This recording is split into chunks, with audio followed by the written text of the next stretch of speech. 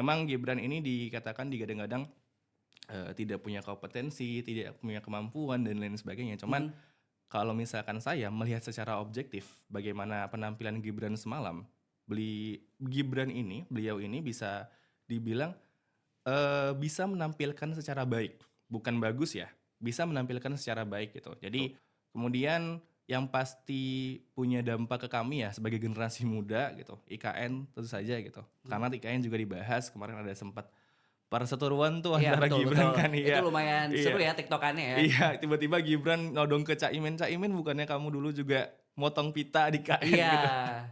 Tapi ya saya melihat di situ memang sudah ada sikap ya, posisi.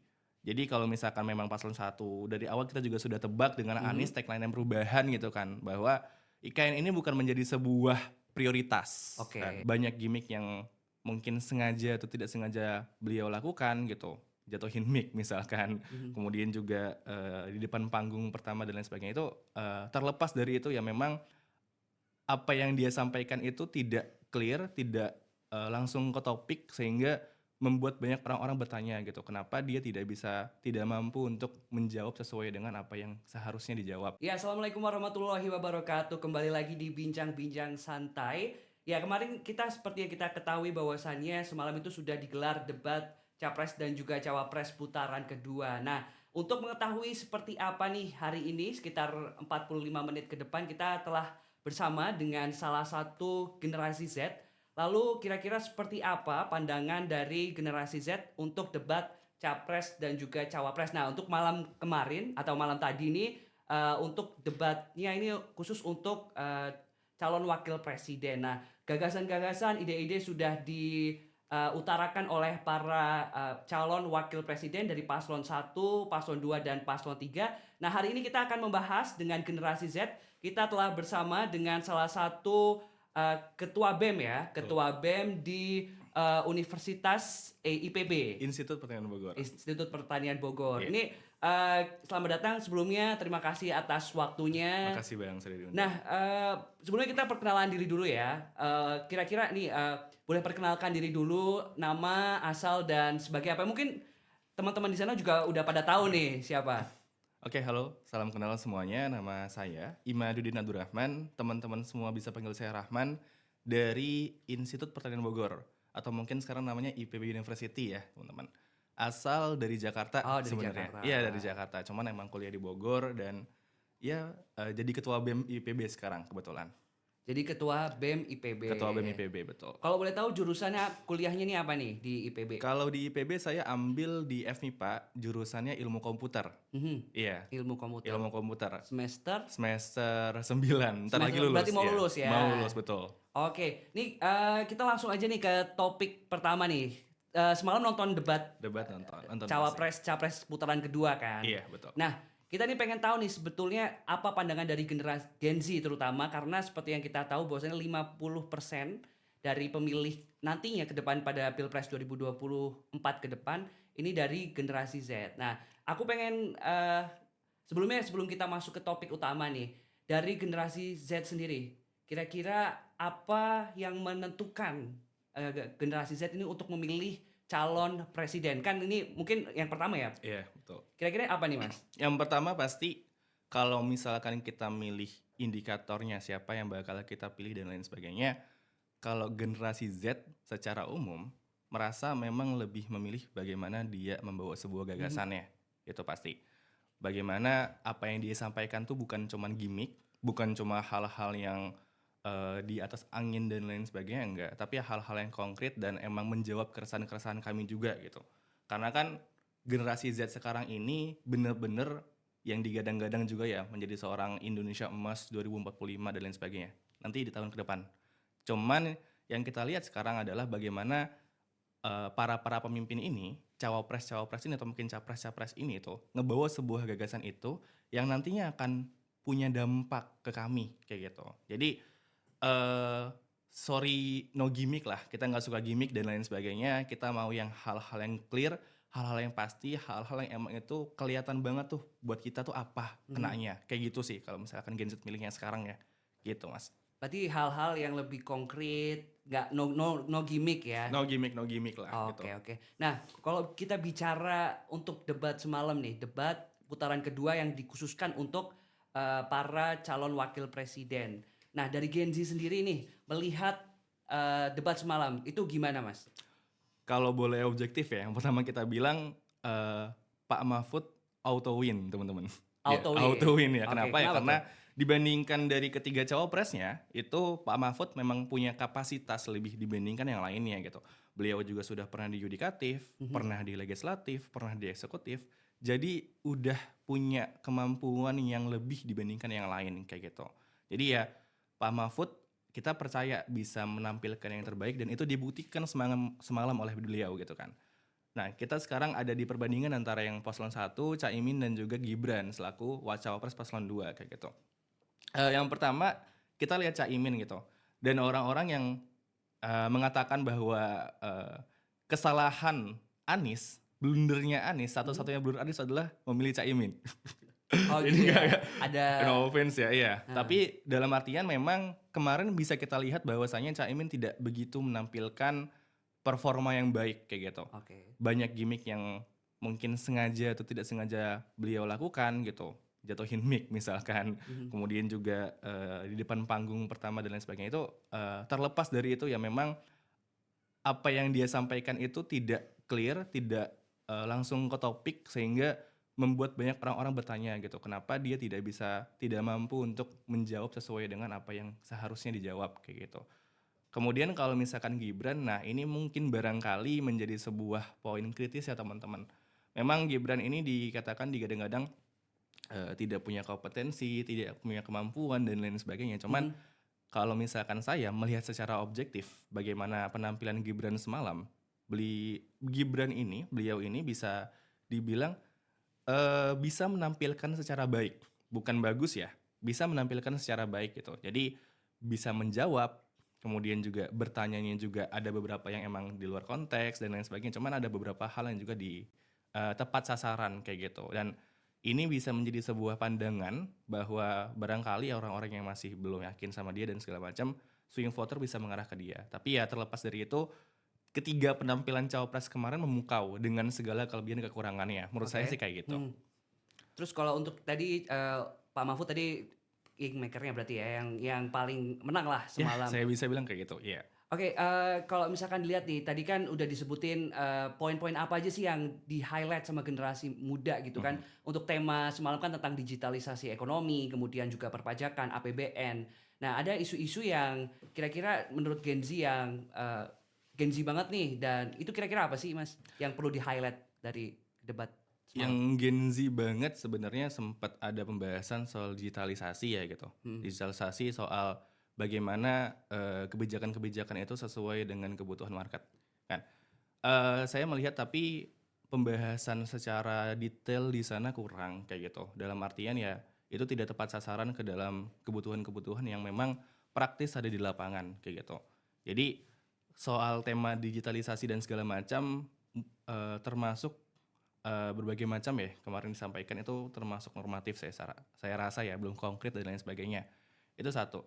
Kemudian yang pasti punya dampak ke kami ya sebagai generasi muda gitu, IKN tentu saja gitu. Mhm. Karena IKN juga dibahas kemarin ada sempat perseteruan tuh Iya, antara betul, betul. Gibran kan Itu iya. lumayan seru Iya. ya tiktokannya ya. Iya, tiba-tiba Gibran nodong ke Caimin, "Caimin bukannya kamu dulu juga motong pita di KN?" Iya. gitu.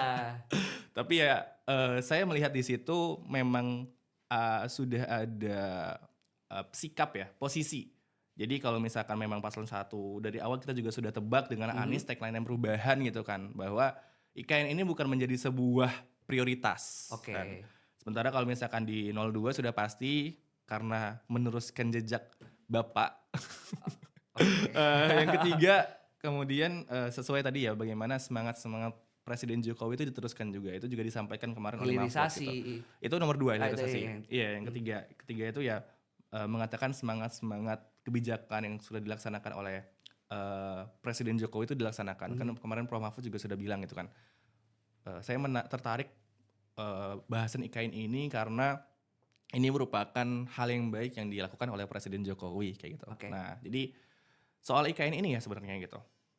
Pandangan soal IKN ini sebenarnya sudah clear saya rasa. Karena kalau misalkan 01, konteks 01 ini kenapa tidak memprioritas IKN itu karena memang masih banyak hal Mhm. yang perlu dilakukan sebelum kita memprioritaskan IKN.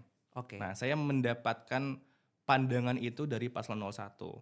Nah, apa yang menjadi hal konkret yang mereka katakan? Caimin mengatakan kemarin bahwa mereka akan membangun 40 kota. Oke. 40 Mhm. kota yang punya level yang sama dengan Jakarta. Nah, itu sebuah impian besar gitu. Sebuah gagasan yang luar biasa, sebuah konsep pemerataan yang menurut 01 adalah pemerataan yang sejati gitu. Karena ya nggak cuman terbatas di satu sektor, satu Oke. tempat ya, Mhm. satu wilayah, satu pulau, tapi ya banyak kota-kota yang bakal terdampak gitu kan. Tapi ditanyakan oleh Prof. Mahfud kan, bagaimana caranya itu bisa terlaksana selama 5 tahun periode, semisal mereka menang kan gitu. Dan lagi-lagi ya Caimin tidak berhasil memberikan jawaban secara konkret, secara pasti bagaimana mereka melaksanakannya. Hanya permainan kata-kata, kemudian juga hal-hal yang normatif dan lain sebagainya itu gagal untuk disampaikan pesan itu kayak gitu. Kemudian juga terkait dengan si Gibran juga nanya kan ke Mhm. Caimin terkait dengan ya kalau misalkan kayak gitu kenapa tidak mendukung IKN aja gitu kan. Nah, saya lupa jawaban persisnya apa, cuman memang kurang lebih sama dengan apa yang dijawab oleh Caimin kepada Prof. Mahfud kayak Mhm. gitu. IKN, digitalisasi, kemudian Bentar, aku mau motong sedikit. boleh Tadi boleh. sempat berbincang tentang IKN. Mhm. Nah, sebetulnya untuk dari Gen Z sendiri, pandangan eee, Bro sendiri nih, eee, seberapa penting sih IKN itu dibangun gitu? Apakah penting atau bagaimana nih melihatnya untuk dari Gen Z sendiri? Oke, kalau misalkan dari spektrum Gen Z ya, sebenarnya kan juga kebagi ke beberapa bubble gitu, Mhm. saya rasa. Nggak, saya di sini juga meskipun sama-sama Gen Z, saya yakin juga punya perbedaan Mhm. pendapat Mhm. antara teman saya, kolega saya, dan lain sebagainya gitu. Secara pribadi, saya berpendapat bahwa IKN itu kalau misalkan kata Mas Gibran ya sebagai sebuah simbol pemerataan, Oke. itu adalah sebuah hal yang keliru, saya rasa. Kenapa? Karena dalam konteks IKN ini sendiri, orang-orang yang pindah ke sana, orang-orang yang bakal ada di sana itu adalah orang-orang yang memang punya kepentingan negara gitu. Mhm. Orang-orang yang pindah ke sana ya pejabat-pejabat juga, presiden-presiden juga gitu. Yang dibangun di sana itu adalah istana gitu. Istana dengan berbagai macam sektor-sektor yang akan mendukungnya gitu. Jadi kalau misalkan kita bahas konteks soal pemerataan pembangunan dan lain sebagainya gitu, itu bukan sebuah hal yang merata gitu. Mhm. Kenapa harus dalam bentuk ibu kota? Kan landasan berpikirnya seharusnya kayak gitu gitu. Kenapa harus dalam ibu kota? Kenapa harus dipindah ke sana gitu? Kenapa tidak apa ya bahasanya ya? Alasan soal ibu kota itu harus dibangun itu alasan pemerataan itu harus dibangun ketika emang itu jadi sebuah ibu kota gitu. Itu kan sebuah logika berpikir yang salah saya rasa gitu. Mhm. Karena menurut saya, karena ketika misalkan kita ingin meratakan pembangunan ya udah kita bikin sebuah sektor apa di sana, kita bikin kefokusan apa di sana sehingga hal itu dibangun sesuai dengan kekhasan alam, kekhasan ekologis atau mungkin kekhasan budaya yang ada di sana kayak gitu.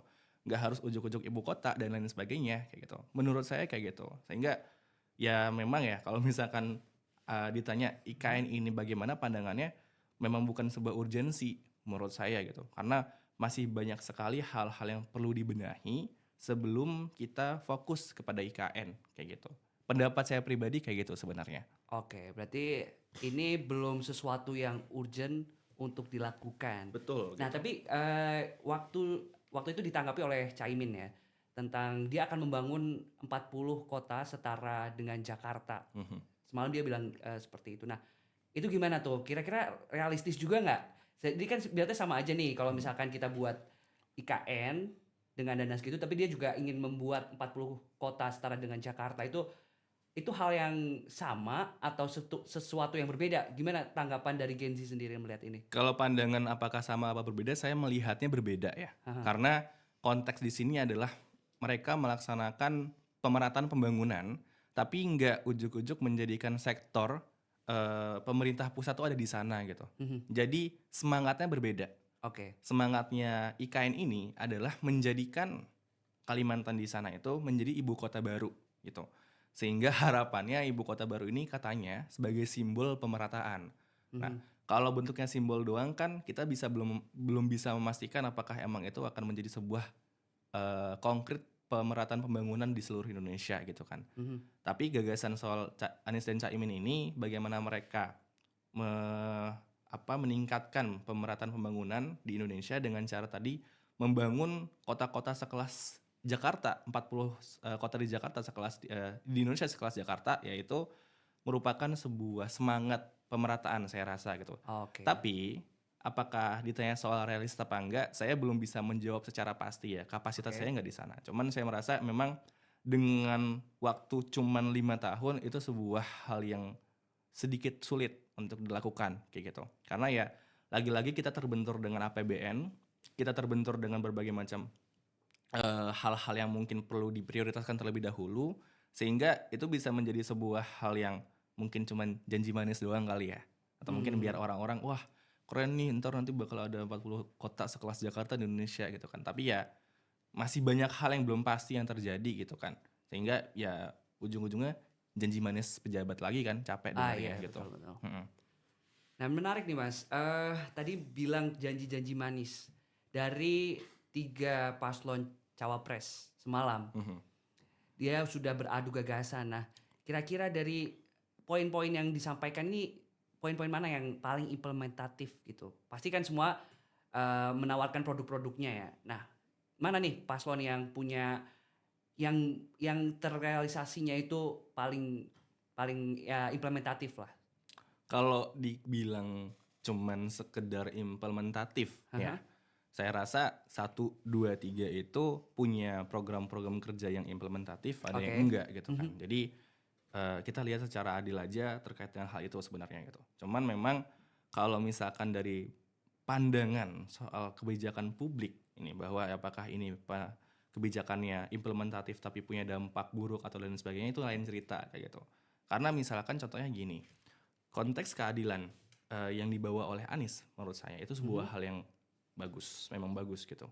Tapi itu adalah sebuah hal yang utopis. Masih belum pasti bagaimana konkretnya itu bekerja implementasinya di sektor pemerintahan di Indonesia gitu. Saya rasa kayak gitu. Itu hal-hal yang bentuknya masih visi, bentuknya masih semangat, bentuknya masih aku pingin kayak gini, saya pingin kayak gini, kayak gitu Indonesia gitu. Nah itu tantangannya di situ sebenarnya. Bagaimana menerjemahkan visi dari pasangan 01 ini ke Indonesia, ke rakyat Indonesia, ke pejabat pemerintahan dan lain sebagainya gitu.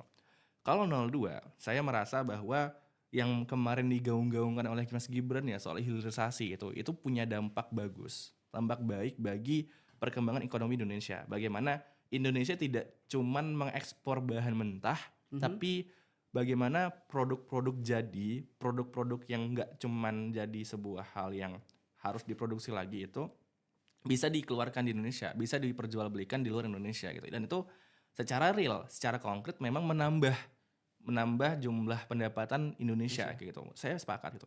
Cuman kalau misalkan kita coba lihat ya, karena Prabowo ini dengan Gibran membawa misi dari Mas Jokowi, Pak Jokowi ya, maaf bukan Mas Jokowi. Pak Jokowi, Presiden Jokowi banyak keputusan-keputusan, kebijakan-kebijakan yang punya dampak mungkin meningkatkan perkembangan ekonomi Indonesia, tapi punya dampak buruk terhadap agraria misalkan. Mhm. Kemudian juga soal masyarakat adat, perampasan lahan dan Mhm. lain sebagainya.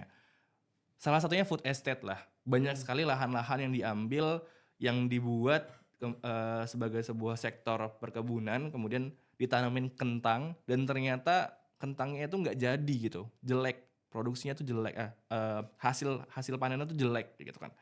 Sehingga food estate ini adalah sebuah kegagalan program sebenarnya gitu. Dan ini masih akan dilanjutkan. Oke. Dan ini masih akan dilanjutkan oleh Prabowo dan Gibran dan ini punya dampak sangat-sangat buruk terhadap masyarakat. Apalagi masyarakat-masyarakat marginal yang nggak punya kekuatan gitu. Mhm. Masyarakat tani, buruh tani, pekerja, kelas bawah ya mungkin yang kita bisa kategorikan seperti itu. Mereka akan sangat rentan terhadap program hilirisasi ini. Kalau tidak ada kepastian hukum bagi mereka, perlindungan bagi mereka gitu. Kemudian kalau misalkan dari paslon 03 saya rasa mereka sangat menggadang-gadang bagaimana korupsi ini dihabis tuntaskan di Indonesia. Oh, saya sangat-sangat sepakat akan hal itu gitu. Tapi lagi-lagi implementasi penegakan ke pemberantasan korupsi di Indonesia ini saya bilang selama 10 tahun terakhir ini juga menjadi sebuah remedi gitu. Mhm. Bapak Mahfud ketika menjadi seorang pejabat pemerintahan sebagai seorang Menko tahu KPK itu sedang dilemahkan, tahu kalau misalkan undang-undang KPK itu tidak memberikan sebuah kekuatan, sebuah power bagi para penegak korupsi. Mhm. Tapi ternyata ketika beliau menjabat sama aja toh korupsi juga masih merajalela dan lain sebagainya gitu. Apa yang sudah terjadi itu tidak bisa dielakkan oleh pasangan Ganjar dan Mahfud ini gitu. Sehingga bertanya-tanya kepada publik bertanya-tanya gitu. Apakah semangat penegakan korupsi ini akan terjadi? Kenapa Oke. harus menjadi seorang wapres baru Bapak fokus untuk pemberantasan korupsi gitu? Kenapa nggak kemarin ketika Bapak masih menjadi seorang Menko Polhukam lagi Mmm, untuk memberantas korupsi agar korupsi ini tidak terjadi di Indonesia gitu. oke. Jadi ya tiga-tiganya sangat baik, tiga-tiganya sangat punya Sisi sisi baik lah untuk Indonesia ya perkembangan Indonesia, tapi ya banyak PR-nya saya rasa masih dan itu harus kita laksanakan bersama siapapun yang bakal terpilih nanti. Oke, menarik banget tadi sudah dibahas tentang IKN, terus tadi kita juga masing-masing sudah apa ya, dari bedah ya, dari segi implementatifnya dari paslon 1, 2, 3. Mhm. Nah, untuk selanjutnya nih, untuk dari semalam, dari kita ngomongin tentang inilah ya, tadi secara materi udah, dari secara performa nih. Oke. Kalau misalkan kita lihat di Twitter, di sosial media, kemarin kan sempat rame tuh debat capres dan cawapres. Nah, masalah cawapresnya ini kan banyak yang meragukan salah satu paslon dan ya kita lihat semalam dia well gitu Mhm. dalam melakukan atau apa ya mengalirkan gagasannya. Terus habis itu dari cara mengembalikan attack dari paslon lainnya. Nah, ini gimana nih dari segi cara pembawaan, kemudian cara melawan attack dari lawannya itu. Nah, Mhm. itu siapa yang paling unggul dari cara pembawaannya? Kalau dari cara pembawaan, mungkin saya balik ke statement awal saya rasa Pak Mahfud tetap yang akan saya nobatkan menjadi seorang pemenang gitu. Mhm, Karena ya ya tipikal beliau adalah bagaimana menyampaikan itu clear, bagaimana menyampaikan itu sesuai dengan sesuai dengan ininya, strukturnya gitu, sistematis ya mhm. dan lain sebagainya. Dan satu ciri khas Pak Mahfud ketika selesai ngomong adalah selesai gitu. Selesai, iya kita lihat waktu malam Iya, ya. selesai gitu. Tapi itu jadi sebuah hal yang bagus gitu karena ya Mhm. apa yang dia sampaikan tuh sampai gitu, selesai Oke gitu. Nggak oke. orang-orang bertanya ngambang dan lain sebagainya. Berbeda jauh sama paslon 1 Caimin. Iya. Jadi ada jokes ya, ada ada kata gini. Gibran itu lawannya Pak Mahfud karena kalau Gibran itu kan kayak mahasiswa, Pak Mahfud kayak profesor gitu, Nah, dikata-katain. Pak Mahfud juga lawannya Gibran. Kalau Caimin lawannya waktu habis. dari semalam ya. Iya, jadi kejar-kejarannya bukan sama Gibran, Ah. sama-sama Pak Mahfud, tapi Mhm. sama-sama waktu habis gitu. Iya iya Iya. iya. Jadi ya pas 00.00 itu ya Caimin masih ngomong, masih Mhm. belum selesai, masih orang tuh kalau ngomong kan ada pembuka, isi, penutup. Ini masih pembuka nih udah habis waktunya. Oke. Ya, jadi cara Caimin untuk menyampaikan itu nggak clear dan to Mhm. the point dan ya saya rasa dengan waktu yang diberikan itu dia tidak bisa menyampaikan secara langsung, secara lengkap apa yang dia ingin sampaikan sebenarnya gitu. Jadi tantangan dia itu bukan Gibran, bukan Prof Mahfud, tapi waktu. Oh itu semalam sempat rame ya. Caimin itu. Tapi kalau misalkan lihat dari paslon, nomor 2 gitu, kan banyak yang Mas Gibran ya, Mas Mhm, Gibran mhm. kan kemarin sempat irit bicara sama wartawan gitu. Betul. Tapi banyak yang kaget tuh, dia bisa mengembalikan, kemudian memaparkan program-programnya. Nah itu gimana melihatnya Mas? Dia kan juga kalau kita lihat gaya bicaranya apakah sama dengan sang ayah atau Mhm. bagaimana kalau dari Mas lihat semalam? Kalau dari ini saya harus mengapresiasi tim yang nyiapin debat Gibran ya. Saya merasa Gibran disiapkan ada tim khusus yang memberikan arahan-arahan dan lain sebagainya supaya beliau bisa memberikan performance yang baik Mhm semalam kemarin dan mhm nyatanya memang begitu, saya melihatnya secara objektif ya. Saya melihat ya, ketika dia ada di atas panggung, Oke. memang, apa yang dia lakukan tuh, apa yang dia sampaikan tuh cukup baik gitu. Lengkap, clear, kadang-kadang terbawa emosi Mhm. memang, tapi bisa menyampaikan secara lengkap apa Oke. yang sebenarnya ingin dia sampaikan gitu. Mhm. Jadi, kesannya adalah memang kita melihat bahwanya, oh Gibran bisa menjawab dengan baik gitu.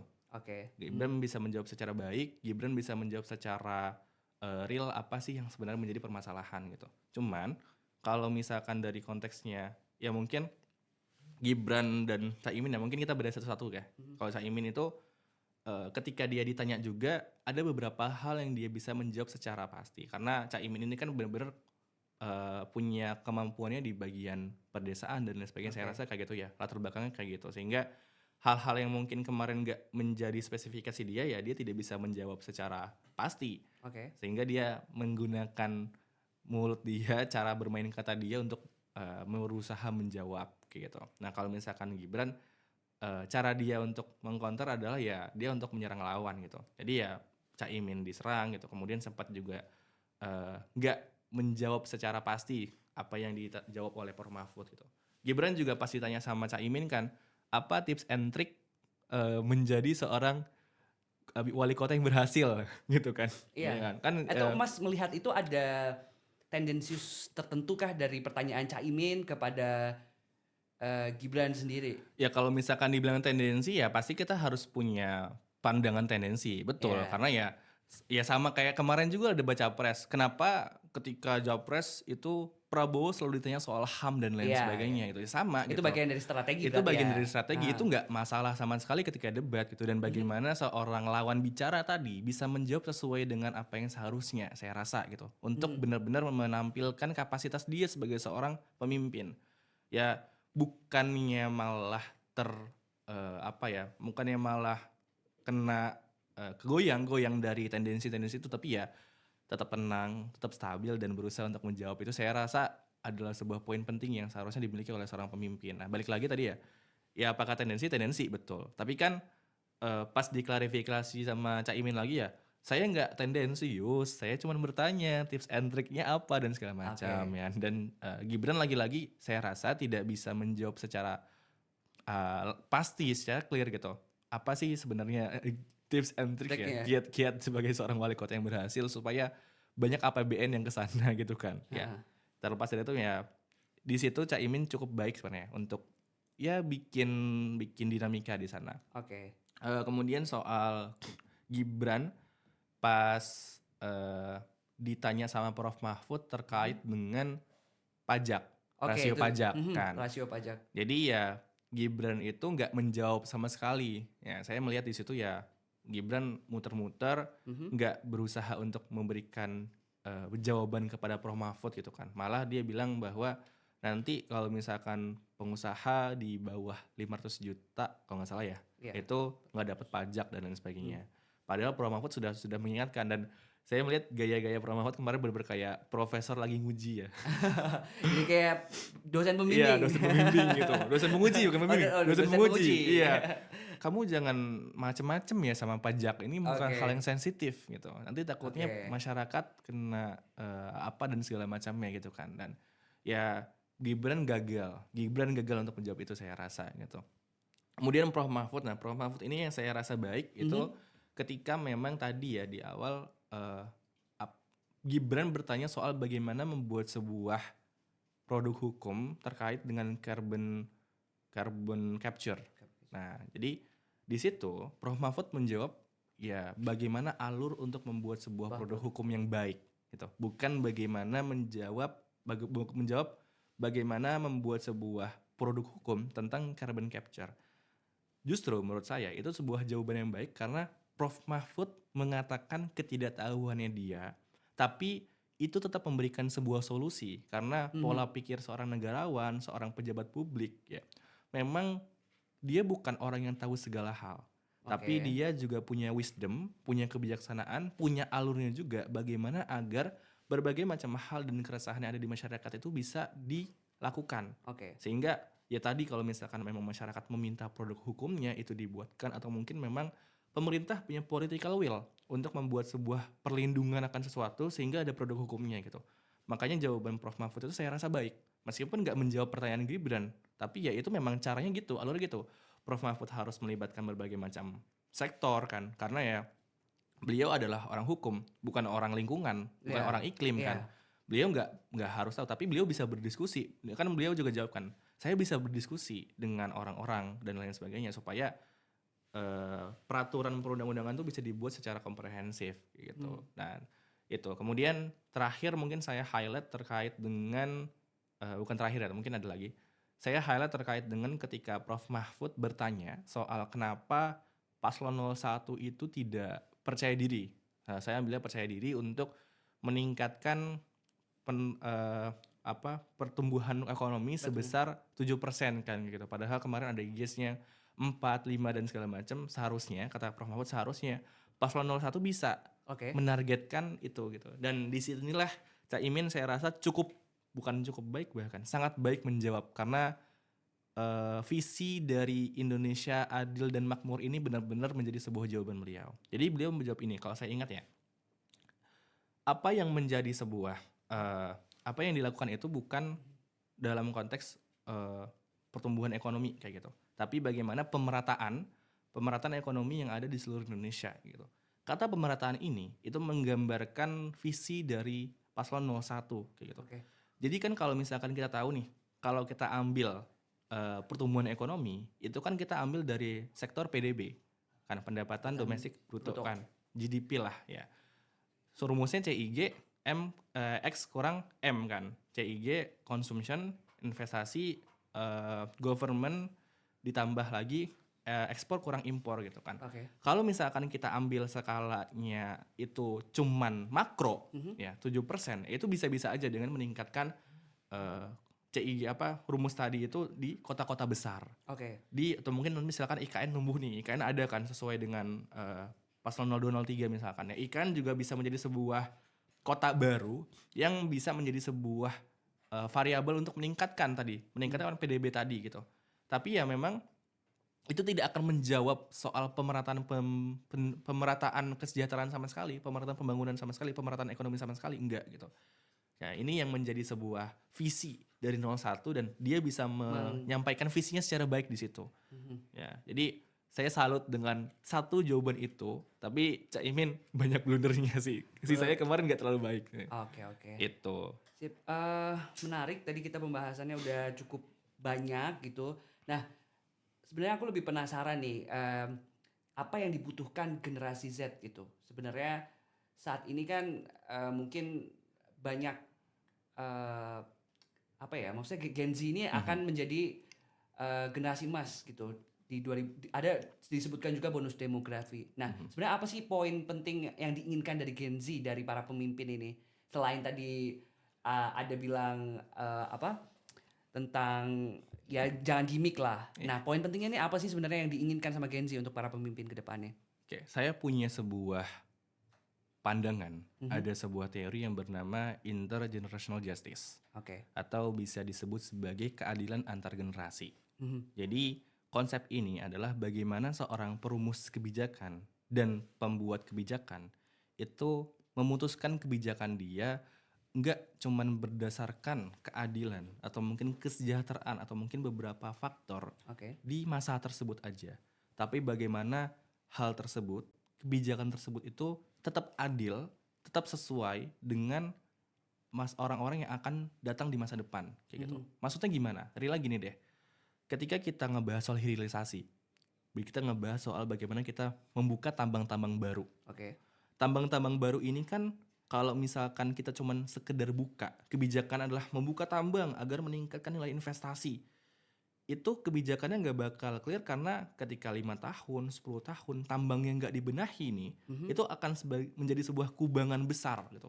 Lubang besar yang akan mengganggu aspek ekologis, kemudian juga berdampak terhadap produktivitas masyarakat di sana dan lain sebagainya gitu. Jadi itu kebijakan-kebijakan intinya. Mau visi 01 kah, keadilan yang itu, kemudian juga 02 keberlanjutan, kemudian 03 soal Indonesia unggul. Gimana caranya supaya kebijakan yang mereka laksanakan ini ketika mereka terpilih itu mereka mikirin nggak cuman nggak cuman setahun, nggak cuman 5 tahun, tapi 10, 20, 30 tahun ini dampaknya apa sih sebenarnya gitu. Berkelanjutan. Berkelanjutan gitu. Supaya ketika nanti ya teman-teman saya, angkatan saya, mungkin abang-abang saya, adik-adik saya ketika mereka memimpin Indonesia, mereka nggak memimpin sampah. Mhm. Mereka nggak memimpin Indonesia yang sudah habis dikeruk oleh orang-orang tua. Sumber dayanya, ekonomi, harga-harga yang semakin meningkat. Kita nggak cuma dikasih, udah kamu gini, urusin Indonesia yang udah hancur ya. Mhm. Enggak, kita nggak pingin kayak gitu bang. Kita pingin ketika kita memimpin Indonesia emas tuh bener-bener terwujud. Tapi di startnya tuh dari sekarang. Gitu. Oke, karena butuh proses untuk sampai ke depannya ya. Betul banget. Berkelanjutan tadi. Jangan sampai tadi ya kebijakannya malah ujung-ujungnya dampaknya kita disuruh ngurusin Indonesia yang sudah banyak hancur dan lain sebagainya. Ya itu memang menjadi sebuah resiko, betul sekali. Tapi yang jadi konteksnya adalah seorang pemimpin punya kebijaksanaan untuk membuat sebuah kebijakan agar kebijakan ini punya keadilan, nggak cuman di masa sekarang tapi juga di masa depan. Oke, Itu poin yang bagus. saya rasa kayak gitu. Oke. Nah, untuk semalam nih, apakah debat semalam ini sudah merepresentasikan isi gagasan untuk di Pilpres 2024 ke depan atau hanya retorika saja gitu? Apakah sudah mendalam atau bagaimana ngelihatnya semalam? Kalau mendalam enggak sih, saya rasa enggak, karena kan itu juga ngebahas berbagai macam tema-tema yang ada ya kemarin malam ya. Tapi beberapa hal yang ingin disampaikan baik dari 01, 02 atau 03 itu juga sudah tersampaikan secara baik gitu. Prof Mahfud ketika di closing statement beliau menyebutkan berbagai macam program Oke. ini saya akan melakukan ini. Itu bagus, hal yang sangat bagus dan itu clear gitu. Agar masyarakat tahu apa sih yang akan dilakukan oleh 03 gitu. 02 dia dengan satu kata fokus hilirisasi gitu. Jadi punya pandangan bahwa hilirisasi itu menyelesaikan segala macam hal, padahal enggak. Yang satu mohon maaf ya, Caimin gagal untuk menyampaikan apa yang ingin disampaikan gitu. Mungkin apa yang disampaikan itu berhasil secara parsial ketika dia menjawab pertanyaan, kemudian ketika dia membahas atau menyampaikan berbagai macam hal, tapi secara umum saya rasa memang Caimin nggak berhasil untuk menyampaikan seluruh visi dan gagasan sesuai dengan tema yang seharusnya ada di kemarin malam kayak gitu. Jadi ya kalau di ranking ya Prof Mahfud nomor 1, ya Gibran Imin nih ya saya rasa memang Gibran lebih baik kemarin malam. Ini Caimin nomor 3, Gibran nomor 2. Tapi Oke. tipis-tipis lah ya, tipis-tipis ya. Jadi pemain yang semalam yang paling oke berarti Prof Mahfud Prof ya. Mahfud MVP-nya. Oh, MVP-nya Prof Mahfud. Oke, mungkin kita udah ngobrol ngalur ngidul nih. Nah, mungkin closing statement dari Bro sendiri nih terkait harapannya untuk Capres dan juga Cawapres ke depannya apa, terutama yang berkaitan dengan Gen Z nih. Apa harapan mungkin bisa disampaikan? Bisa ke kamera depan. Harapannya adalah bagaimana nanti siapapun yang akan terpilih baik 01, 02, 03 gitu. Kebijakan-kebijakan yang dilakukan itu punya dampak nggak cuman dari apa yang kalian lakukan selama 5 tahun, tapi tahun-tahun berikutnya, fase-fase berikutnya, masa-masa berikutnya itu juga udah ada kayak gitu. Karena tadi yang saya bilang keadilan antar generasi, jangan sampai justru kita nih Gen Z yang akan meneruskan kepemimpinan bapak-bapak semua malah cuman memimpin hasil-hasil sisa sampah bapak aja gitu. Hasil-hasil sisa kotoran yang sudah bapak lakukan di periode yang sekarang gitu. Jadi tolong siapapun yang akan terpilih nanti kebijaksanaan dalam memimpin Indonesia agar kelak Indonesia Emas 2045 benar-benar akan terjadi seperti itu. Saya rasa itu. Nah, untuk satu kata debat semalam apa, Mas? Satu kata ya. Dua kata boleh nggak? Dua kata deh, dua kata. Kurang greget. Dan kita nantikan ya, masih ada 3 debat lagi. Kira-kira seperti apa mereka beradu gagasan. Semoga bukan hanya cuma teori saja pemirsa, juga nanti ada implementasi yang lebih buat Indonesia ke depannya. Tadi kalau misal kita bisa simpulkan sedikit tadi, proyek-proyeknya itu harus berkelanjutan Mas ya. Jadi betul. bukan hanya di di masanya dia saja, namun bisa berkelanjutan agar terciptanya generasi emas di 2045. Terima kasih Iya, sama-sama. untuk waktunya, ini sangat komprehensif.